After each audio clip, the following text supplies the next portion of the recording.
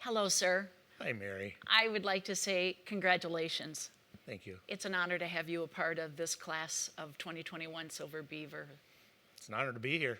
Well, you know what? May I call you Kurt? You may, everybody else does. Okay, that's great. I feel more comfortable when I call you Kurt. I have learned some really interesting stuff when I had the opportunity of reading your bio. Okay. Okay? I did not know you were a range master. Yes. Share with me about your love of range master. So when I became range master, it was more out of necessity. I had, as the Copeland climbing director, I'm up at one of the camps anyway doing stuff, and they said, Kirch, can you run the range? Kirch, can you do this? At the time, I couldn't. And since I always want to help out with the youth, I said, absolutely, I'll go get trained. Went and got trained, and I've used that skill more times than I could count on both hands and your fingers and toes.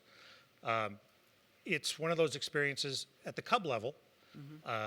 You're dealing with youth that, you know, aren't afraid to still come up and hold your hand and say, hey, thank you, come up and give you a hug. So when you put a weapon in their hand, even though it's a BB gun, but it's a weapon, you just never know what you're going to get. And I end up laughing as much as they do. They laugh at me, and I laugh at them. And it's just one of those things where they're nervous because it's a gun.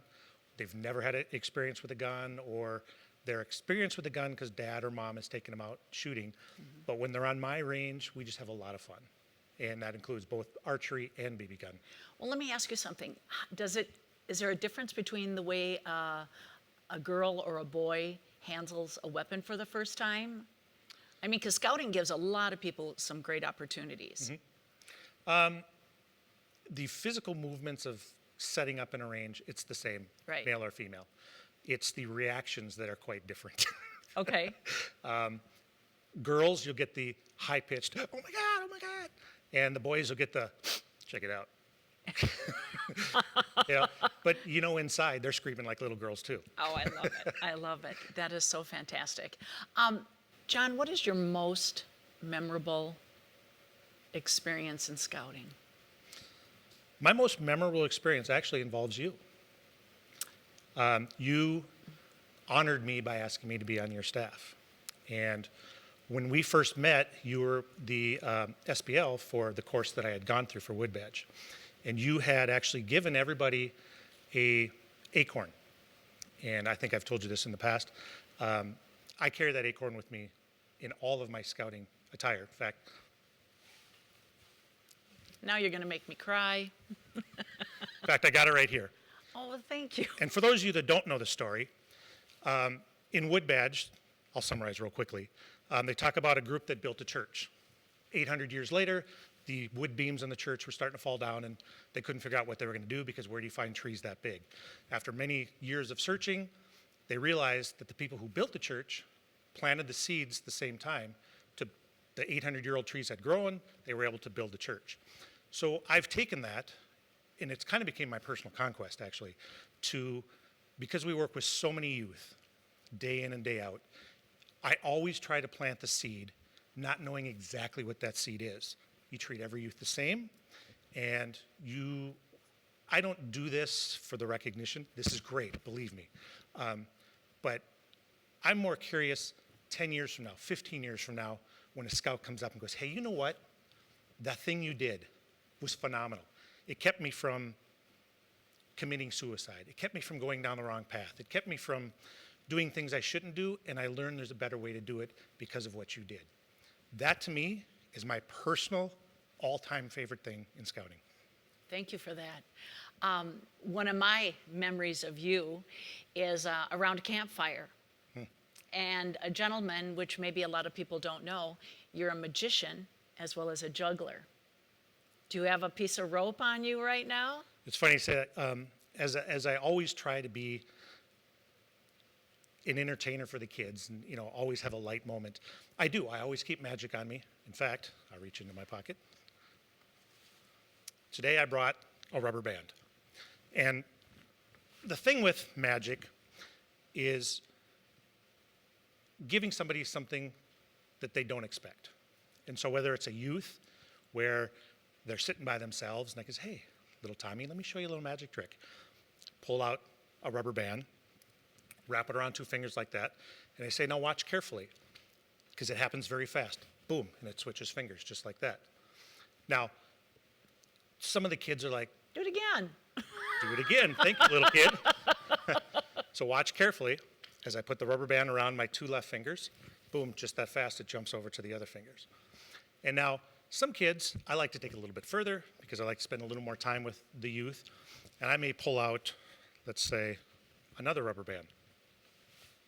And what I do with that rubber band is we'll do the same trick, but it'll get a little more complicated. See, the red ones are on my pinky finger, and the non-red ones are on my pointer finger.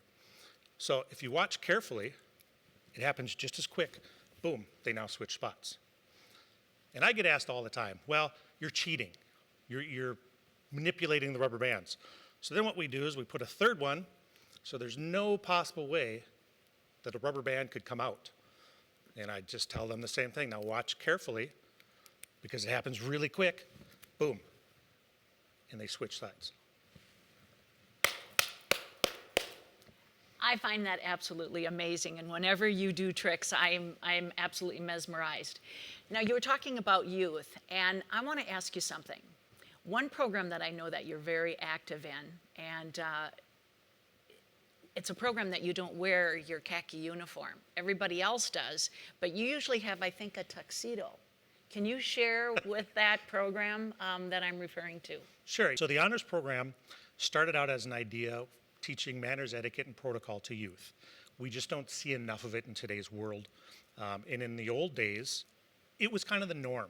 And just because today's world, we've gotten so busy, the kids have gotten into video games, we feel it's a lost art, if you will. Simple things like please, thank you, ladies first, take your hat off, simple things like that. I was fortunate to be asked to serve as the butler for the program. So I am Manners, Etiquette, and Protocol, Mr. MEP, M-E-P, and which gives me the ability to be in front of the youth and be that figure that they can go, he's doing it right. How can I be like that? Or it started out as I would keep personal things on me. You need a Kleenex. I'd pull out a Kleenex, just like the butler would do. And it's been rewarding all around for everybody involved, youth and myself and other adults too. So if you take that, and I understand that you have accepted a position as an assistant scoutmaster for the 2021 National Jamboree. Yes. How will you apply some of that Mr. MEP stuff? In a situation like that, it's showing versus teaching. Show them how it's supposed to be. And then during life, whatever may happen, if someone, let's just say, doesn't hold the door for somebody and just runs through and slams behind them, it's a teachable moment. We can say, you should hold the door for somebody. You don't have to be the first one in. We all need to go into the restaurant at the same time. We're all going to sit down and eat.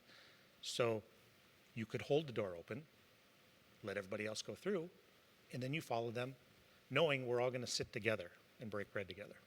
So I think it's more of a doing than instructing, with a little bit of instructing on the back end. Without them knowing it. Without Kind of them like knowing it. magic. It's kind of like magic. Sneak up on them. There you go. Tell me about your Youth No Hunger initiative. I did not know this about you. So working through Scouts, working through, I'm in Taekwondo, working through our church, we have an initiative that nobody should go hungry. So we work with Feed Our Starving Children, Second Harvest. Every second Tuesday of the month, Second Harvest comes to our church. My venture crew would do the packing up of food early on, and then at 2 o'clock when they start coming in, we would hand out food to their cars. Now with COVID, they drive up. We go to the window and say, how many people are you feeding, how many families? And then based on that number, we give them certain types of foods or more or less of it, depending on if they're feeding multiple families. It's something that my family in particular, but even my family, scouting family, they all know that it's something we not only should do, we have to do. I come from a small community. I was going to ask you about that because your community is small, so you must see a lot of people from the surrounding area. Absolutely. To give you an idea, I come from a community of 3,200 people, okay? We feed 8,700 people once a month, every second Tuesday. Wow. So the need is great. We, as a Cub pack, we raise pounds of food for the food shelf. It all starts there. And then as they become older, it just becomes something we do for the community. I have people from the food shelf come in and talk, and some of the stats they tell us are just unbelievable. And the thing about hunger is you never know who is starving and who isn't.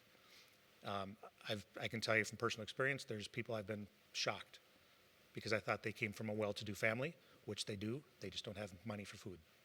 You know, that's really interesting that you said that, because I know that in scouting, a lot of people get involved in loaves and fishes and Feed My Starving Children and food shelves and whatnot.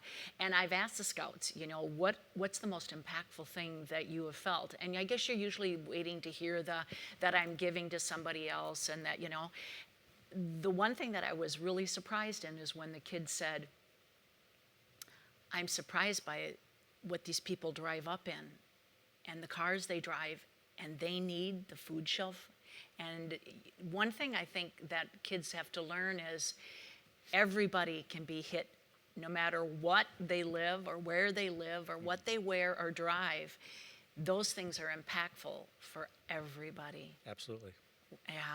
Tell me something, John. Yeah. I know a lot of things, and you're a really open guy. Tell me one thing that maybe nobody knows about you. Well, not a lot of people know that I used to be a professional entertainer. I started, my first professional show, I had just turned 9 years old, made $35. Before then, I'd done a whole bunch of shows starting at age 5 that I didn't get paid for. It's just impromptu stuff.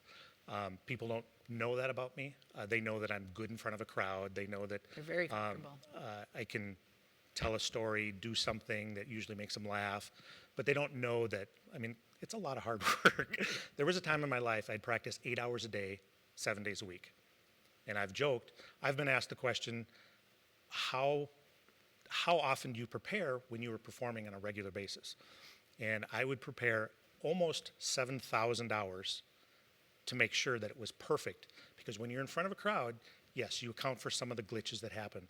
But my thought was, I don't want to have to think about it. I want to just perform and see your reaction.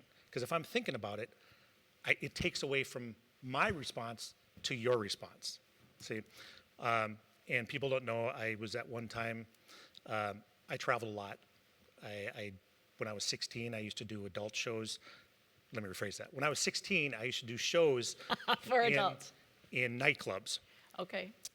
juggling and magic and stuff. So I'm a 16-year-old kid hanging out, you know, in a nightclub, doing this stuff, and loved every second of it. In fact, I loved it so much that I never got involved with the nightclub scenes like a lot of young entertainers do. Mm-hmm. And for me, it was a job that I didn't want to wreck the job by messing up somehow. A lot of people don't know that. And I'll give you another little fun fact. My juggling partner was the number 5 best unicyclist in the nation and number 9th in the world. Wow.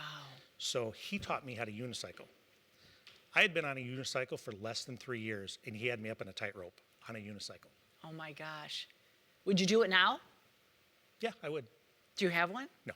Unicycle, I own a couple of them. Do I have one in my, unfortunately, Not I left them on in my you. other scout pants. I love it. I love it.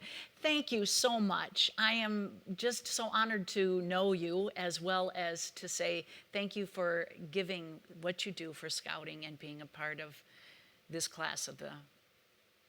Well, thank you. Silver Beavers. It's a surprise and an honor. And it should be. That's what's so fun about it, is when it surprises people. Well, and truth be told, it's so new, I don't even really know what this will lead to, or what it could do, or, how it will help others. Well, I think most people would hope that you're going to continue at least 18 more months. Oh, wait, that's Wood Badge. Subtle hint. Thanks, John. Thank you. Thank you.